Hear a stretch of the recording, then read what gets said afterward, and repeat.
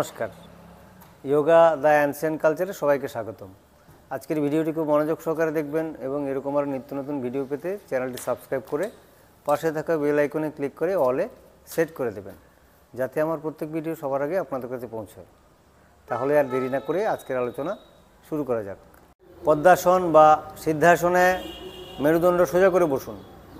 এবারে দুটো হাত জ্ঞান মুদ্রায় এনে দুটো হাঁটুর উপরে রাখুন। এবার চোখ দুটো ধীরে ধীরে বন্ধ করুন।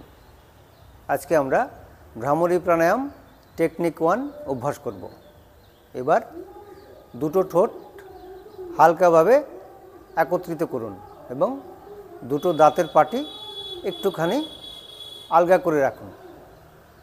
এবার দু হাতের কনুই ভেঙে ইন্ডেক্স ফিঙ্গার বা মিডল ফিঙ্গারের সাহায্যে কান বন্ধ করব। কান বন্ধ করতে গেলে কানের পাশের যে মাংসপিণ্ড, যাকে বলা হয় ফ্লিপস, সেটাতে চাপ দিয়েও বন্ধ করা যায়।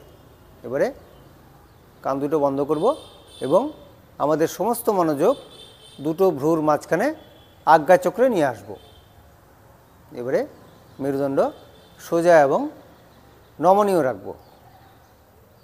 এইবার উভয় নাসারন্ধ্র দিয়ে গভীরভাবে শ্বাস নিয়ে হালকা হামিং শব্দ করতে করতে ধীরে ধীরে শেষ পর্যন্ত, যতক্ষণ পর্যন্ত শ্বাস ছাড়ব ততক্ষণ পর্যন্ত শব্দ করব।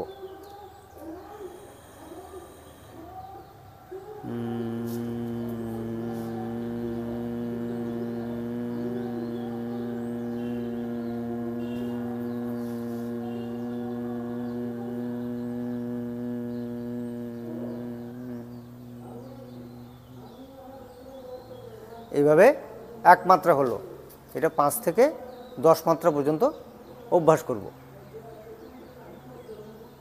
এবার দুটো হাতের তালু ঘষে গরম করব এবং গরম হাতের তালু দুটো চোখে হালকাভাবে স্পর্শ করব। এবার দুটো হাত নামিয়ে নিতে হবে এবং গভীরভাবে শ্বাস নিয়ে ধীরে ধীরে শ্বাস ফেলতে ফেলতে চোখ খুলব। এই প্রাণায়ামের নিয়মিত অভ্যাস মানসিক চাপ, সেরিব্রাল টেনশন, রাগ কমাতে, উদ্বেগ ও অনিদ্রা দূর করতে বিশেষ ভূমিকা নেয়। এটি নিয়মিত অভ্যাস করলে মানুষের রোগ প্রতিরোধের ক্ষমতা বেড়ে যায় এবং গলার স্বর ভালো হয়। এই প্রাণায়াম মনকে সামঞ্জস্যপূর্ণ করে এবং আমাদের যে সচেতনতা সেটাকে অন্তর্মুখী দিকে প্রেরিত করে।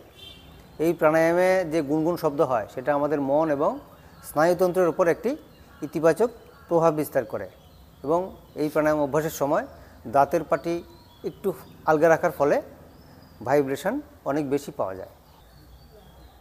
এবারে এর লিমিটেশন সম্পর্কে বলবো।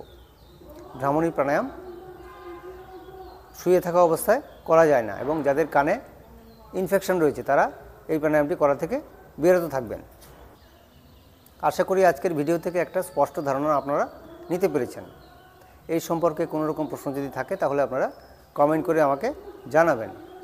সবাই নিয়মিতভাবে যোগ অভ্যাস করবেন এবং সুস্থ থাকবেন এবং এই ধরনের স্বাস্থ্যবার্তা সবার মধ্যে বেশি বেশি করে শেয়ার করবেন। আজকে এখানে শেষ করছি। পরবর্তী আলোচনায় আবার দেখা হচ্ছে। নমস্কার।